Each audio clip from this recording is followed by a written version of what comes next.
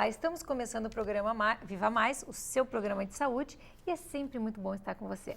Aqui a gente sempre fala de como ter mais qualidade de vida, como viver melhor e, por que não, né, até como educar os filhos, que é o nosso assunto de hoje. E a gente sempre convida você. Entre no nosso site www.programavivamais.com.br e interaja conosco. É sempre muito bom receber os seus e-mails. A gente procura responder todos os e-mails que recebemos de vocês. Inclusive, logo em seguida nós teremos um programa só respondendo os nossos e-mails. Claro que a gente procura responder na hora. Muitas vezes eu preciso do Miguel para responder. Então, nesse caso, a gente faz também um programa para que ele responda para você pessoalmente. Então, hoje está conosco a Sandra Regina Queiroz, que ela é mestre em psicologia clínica, terapeuta de casal e família, diretora e mantenedora da escola canadense Maple Bear, lá no Rio de Janeiro. E por que não, né? Deixa eu dizer, ela é minha co-sogra, né? Essas coisas a gente tem que contar, né? Ela é minha co-sogra e amiga de muitos anos, de uma vida toda, né, Sandra? Nós éramos vizinhas. Quando eu ainda era solteira, inclusive ela que me aconselhou a casar com meu marido, que deve ser muito grata a ela, inclusive, né, o Alexandre. Mas a Sandra, ela é esposa do Tita, que na época jogava aqui no Grêmio ou no Inter? Internacional. Na época ele jogava no Inter? Ele jogou nos dois, né? Ele jogou no Inter, no Grêmio. Foi em 85 nós viemos pra cá, pro Internacional. E engraçadinho que na época ela tinha recém ganho o Lohan, Isso, que hoje é meu 5 genro. meses. Eu me lembro que eu ia pra tua casa, a gente ficava batendo papo, Exatamente. cuidávamos das crianças juntos, assim, eu adorava ir pra lá, ficar batendo papo, e hoje ele é meu genro. Coisas da vida que acontecem que são maravilhosas, né? E está conosco também a Bruna Farinon, que é pediatra e neonatologista e também uma grande amiga de muitos anos, né, Bruna? Seja bem-vinda, viu? Obrigada. Muito bom ter vocês aqui. É bom quando a gente conhece as pessoas, né? Você vai notar, porque vira e mexe vão chamar a gente pelo apelido. Tu quer ver que coincidência? Mas fica tranquilo que... Quer ver que coincidência? A Bruna disse que esses dias ela estava pegando uma criança Como esse mundo é pequeno, né? Primeiro, a Sandra, pô, a vida é toda amiga, depois os filhos se casaram, se reencontraram quando já tinham 21 anos. Aliás, se reencontraram não, porque ele só conheceu a Aninha 21 anos depois, né? Pois é, exatamente. E a Bruna disse que esses dias ela estava fazendo um parto, pegou um nenenzinho e tal, e ela olhava através do vidro e ela dizia, mas eu conheço essa senhora. Adivinha quem que ela pegou? O netinho do Davi da Margarete. É coincidência, né, Bruna? Uhum. Que coisa. Coisas da vida. Na verdade, a gente transita sempre pelos mesmos lugares, né? Então, mesmo quando se viaja para São Paulo, eu já encontrei vizinho em São Paulo, por incrível que pareça, andando na Avenida Paulista e o cara passando de ônibus, quer dizer, né? Mas é que a gente frequenta os mesmos lugares, então acaba se encontrando. Mas vamos começar com o assunto, né, Sandra? Vamos. E até porque eu acho que o assunto de hoje é interessante para quem é pai, para quem pretende um dia ter filho, para quem é avô, para quem é tio. Eu acho que isso interessa. Até a gente pode falar desse lado também. O que tio tem que fazer, o que vô tem que fazer, qual é o limite de vô. Vou adorar saber dessa história. Até porque agora nós somos avós novos, né, Miguel? Eu já tenho uma netinha com 3 anos. Né? E agora nasceu o Bernardo. O Bernardo. O Bernardo. E eu sou um cara, assim, extremamente regrado, né? E bravo com filho e com neto. Então eu sei dar limite. Não soube educar nem os filhos, eu vou dar limite para neto. Se existe coisa que eu não vou fazer, neto para mim é o seguinte, é para brincar, para querer bem o vovô velhinho e deu. Não espere que eu vá ensinar. Eu também não educo. Eu não vou educar de jeito nenhum. Eu não vou educar não, mas nós vamos saber se é isso que tem que fazer. Hoje o assunto é limite, né, Sandra? Hoje o assunto é limite e é um assunto que tem sido muito discutido, né, na mídia, de uma maneira geral, principalmente nas escolas, porque nós estamos vendo o resultado hoje da falta do limite e que nos assustam de uma certa forma. Nos assusta porque depois que a criança, digamos assim, depois que chega na adolescência, fica muito mais difícil você mudar o rumo que você traçou durante toda a vida com aquela criança, desde que ela nasceu. Então, eu acredito que, primeiro, a gente precisa entender o que é o limite e pensar que ele precisa acontecer desde o momento que a criança chega ao mundo. Então, muitas vezes, por questões de culpa, por questões de pena ou por insegurança, a gente deixa escapar essa atitude tão importante para a constituição do eu daquela criança, né? A gente constitui um eu da forma como a gente está criando aquele indivíduo, aquele sujeito. Tu sabe, Sandra, que eu sempre digo em casa brincando que eu sou um cara de muita sorte. Que realmente, assim, os meus filhos não se lembram de quando apanharam e eu Também não me nunca lembro de bati. quando eu bati. E eu digo muita sorte porque, assim, eu tenho certeza que eu sou mau chefe e péssimo pai, porque eu não sei educar. Então, se eles hoje em dia estão Olha, formados... eu posso discordar de ti, Miguel? Porque assim, ó, ele é um pai maravilhoso, tanto é que ele tem 3 filhos formados médicos, com pós-graduação pronta. A Dani está se formando agora, tem uma filha maravilhosa que mora nos Estados Unidos. Se isso é ser péssimo pai, que todos os pais fossem péssimos. Não, mas por isso que eu digo que eu sou um cara de sorte, porque se dependesse de eu educar eles...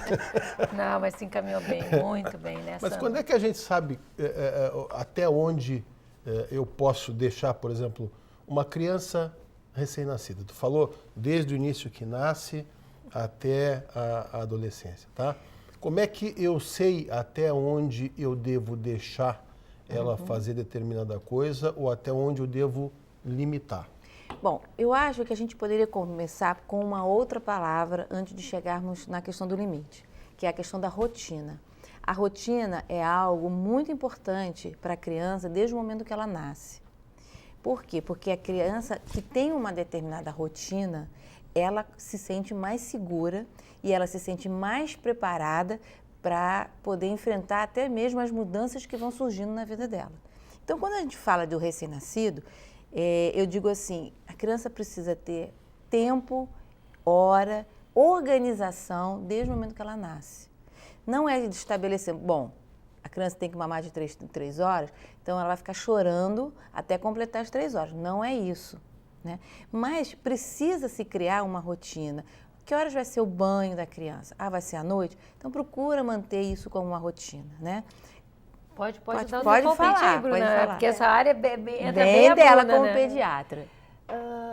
Recentemente eu participei de um congresso e perguntaram para o palestrante qual é o primeiro momento que a gente coloca limite no bebê, né? A partir do momento em que a gente começa a instituir esses cuidados sequenciados para o bebê, né? O bebê vai internalizando na personalidade dele até essas características de organização, de levantar todos os dias na mesma hora. Ele pode prever que a mamãe vai estar ali, que o papai vai estar ali, que ele está cuidado, que ele está protegido, ele sabe quem está pertinho dele, ele sabe que a pessoa vai dar mamar para ele, ele não vai ficar com fome. Então, a partir desses cuidados em sequência, o bebê começa a adquirir esses limites, Mas né? que idade, tem um estudo de a partir de que momento ele consegue se dar conta disso, Bruna? A partir do momento em que a gente começa a organizar a mamada. Que 1 semana de vida, 2 semanas, a gente tem um bebê que mama 24 horas por dia, mama de hora em hora, mama de meia em meia hora.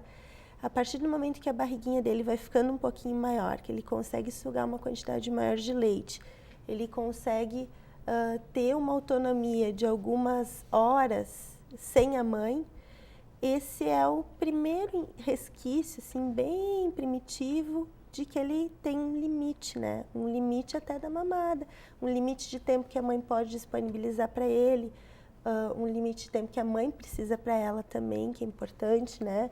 Às vezes a mãe pós-parto, a mãe também está debilitada, está com dor, tem os seus compromissos. Então, tudo isso vai internalizando no bebê a necessidade, né? Que depois isso vai se ramificar para muitas outras coisas. Mas essa foi a pergunta do congresso, né? Quando que começa o limite? Quando o bebê começa a mamar num tempo mais razoável, assim. O bebê, ele se organiza sozinho no tempo dele, né? Mas também existe uma indução da mãe ou do pai nesse sentido, né? Existe uma limitação ali, né? E interessante quando eu escuto isso, entra também a questão da segurança da mãe, né? É muito importante que a mãe se sinta tranquila, segura de que ela está ajudando a criança a se organizar. Então, quando eu trago a questão da rotina em primeiro lugar, por quê? Porque nós vemos no dia a dia crianças dormindo muito tarde, crianças que vão para a cama meia-noite, 11 horas da noite, porque os pais querem dormir até mais tarde, no caso a mãe, muitas vezes. E isso cria uma desorganização, vamos dizer assim, até mesmo psíquica na criança. Então, a criança, ela precisa ter a rotina dela, precisa ter uma ordem em todos esses movimentos, que são os hábitos que a criança está adquirindo. Então, por exemplo, quando ela fala da amamentação, é uma forma até simbólica de organização, porque a criança, conforme ela vai amadurecendo fisicamente, ela vai organizando o apetite dela, ela está pedindo que as demais situações que a cercam também sejam organizadas. Sim. Então, criar uma hora para ela dormir, criar uma hora para ela tomar o banho, né? Sempre a mesma hora, Sempre a o mesma. mesmo ritual. Não tem problema, Bruna, por exemplo, tomar banho à noite, ou é melhor tomar banho de manhã, ou é melhor tomar banho de tarde? Isso não faz diferença? Não faz muita diferença, depende da família, né? Não adianta a gente de manhã levantar correndo, dar um banho ligeiro na criança, porque o banho também é um momento da mãe conhecer o bebê, do toque, né? Da intimidade entre os dois, né? Ou entre o pai e o bebê, né? E aí é importante, assim, a gente ter um tempo para isso também, né? Mas sempre quando a gente institui uma rotina na criança, a gente procura manter a mesma rotina, né? Sempre a mesma musiquinha na hora do banho, sempre o mesmo brinquedinho, a gente conversando sempre com o bebê, sempre conversando com o bebê, né? Interagindo, Explicando olhar, o que né? tá Olhando para a criança, olhando, conversando né? com ela. Dando uma mamazinha, olhando no rostinho do bebê, né? Isso cria um afeto, um vínculo, né? Entre a mãe e o bebê que, né? Depois todos os nossos problemas já estão parcialmente resolvidos, né? É muito interessante porque às vezes a gente acredita que algumas coisas precisam ser resolvidas depois que a criança cresce. Né? E o processo não é esse. O processo é no momento que a criança chega. Eu digo até mesmo quando a mãe já está grávida, né? Ela começar a se preparar com aquela rotina que futuramente ela vai aplicar na criança. Então, essa rotina traz segurança. Deixa eu fazer uma pergunta para as duas, porque há pouco tempo nós tivemos uma amiga hospedada em casa e ela disse assim que ela disse assim, minha nora é muito boazinha, muito querida, ela foi para o nascimento da netinha nos Estados Unidos. E ela falou assim, minha nora é muito querida, tal, eu fui lá porque a mãe não podia estar lá no parto, tal, então eu estive lá com ela. A única coisa que me preocupava é que como a mãe não estava lá, ela na ansiedade de falar com a mãe, de falar com as irmãs, de falar com todo mundo, na hora de amamentar, ela estava com o celular falando. Ela botava a criança no peito e celular. Na hora que não sei o quê, ela pegava e o celular. E eu noto que hoje em dia, todo mundo fica naquelas redes sociais, fica falando, fica mandando mensagem. Na hora, por exemplo, parece que a hora da amamentação é a hora que eu tenho tempo para ficar trocando mensagem. Isso afeta o bebê? Posso só cortar um pouquinho? Isso é uma falta de educação, olha, fora do comum. Eu sei que é uma coisa da geração atual. Eu não respondo e-mail, o pessoal fica bravo comigo. Eu digo, me liga a cobrar que eu te respondo. Porque olha, eu respondo, mas tem hora para isso, Mi. Sabe quando é que eu respondo? Eu vou no banheiro. Eu vou no banheiro, eu tenho tempo para ficar respondendo o e-mail de todo mundo. Tu chega numa sala eu deito VIP de antes de dormir e respondo a todo mundo. Ou numa sala de aeroporto, tá? Todo mundo então, tá vidrado, são né? casais e casais sentados, ninguém falando com ninguém. É os caras ali. Eu acho isso aí, além do que uma falta de educação, sobre maneira. Tu convidar alguém para jantar, ou tu estar com alguém e ficar ali digitando. Teclando. Se você está fazendo isso, você pode ter certeza do seguinte, ó. Você é mal educado. Eu Não, posso e dar uma passando opinião? pra Posso hora falar pra fazer. sobre a Então questão vai da pro banheiro, alimentação? faz no banheiro, poxa. Eu acho assim, você está construindo, no momento em que a criança chega na sua vida, você está construindo a parte psíquica dela. Né? A parte psíquica está em construção. O que é amamentação? É um momento que eu digo assim, que é extremamente importante para o desenvolvimento psíquico da criança. Eu diria assim, eu até falo às vezes, é uma coisa sagrada o momento da amamentação. Aí é tão bom. Ela Eu que precisa amamentei ser, é tão bom a gente estar ali com o ser neném. um momento de interação entre mãe e filho. Não importa se a criança não está mamando no peito, porque por alguma razão a mãe não pode amamentar. Coloca a mamadeira, coloca a criança bem encostadinha no peito, acaricia, conversa, porque aquilo ali você está construindo um vínculo com a criança, você está construindo, ela está num momento de desenvolvimento psicológico. Tu imagina o cara ficar ali digitando exatamente, enquanto quando coitadinha da criança você mamar. abre mão desse... E a amamentação não é para a vida toda. Eu lembro quando eu tive o meu último filho e que o médico falou, tá na hora de tirar o peito, eu senti uma dor no meu coração, porque eu achava aquilo a coisa mais linda do mundo. Você poder gerar o alimento para o seu filho. Eu tive um filho que não pôde ser amamentado, foi por meio da mamadeira, mas eu fazia questão de chegar, conversar com ele, né, ter aquele carinho.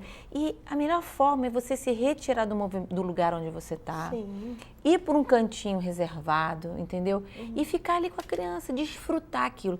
Isso faz com que você ajude a criança a ser mais calma, a criança consegue ficar mais segura no dia a dia da vida dela futuramente. São os 6 primeiros anos que vão estruturar um adulto. Isso que é importante a gente saber. São os 6 primeiros anos que vão estruturar um adulto. Por isso que a amamentação é um momento exclusivo de mãe e filho. Sem avó, sem avô, sem barulho, madrinha, sem música, sem exatamente. barulho, coisa carinho. Mas a avó de vez em quando pode dar uma madeirinha, né? Ah, só um Não, tu pode ficar de longe. Bom, eu sei que o assunto está bem interessante, a gente já vai voltar depois do comercial, mas fica esse alerta, né? As mães que amamentam, seja por uma madeira ou coisa assim, esquecer o celular nessa hora, não é importante estar em contato com o filho, isso não tem volta. Esse tempo, a gente que já está velha, que já tem os filhos casados, isso não tem volta. Não sai daqui, a gente já volta depois do comercial.